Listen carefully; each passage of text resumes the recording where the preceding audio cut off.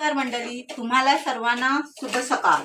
तर आज आहे मंगळवार आणि तुम्हाला तर माहीतच आहे मंगळवाराच्या दिवशी मला आई गावदेवीची भेट घ्यायची लागते।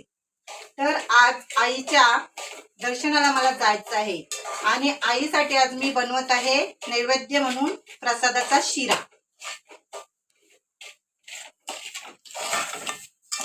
सर्व तयारी झालेली आहे, तर मी आता गावदेवी आईला भेटण्यासाठी चाललेले आहे। आता आम्ही पोहोचलो आहोत गावदेवीच्या मंदिराजवळ। बघा किती सुंदर असा परिसर आहे, शांत असा परिसर आहे।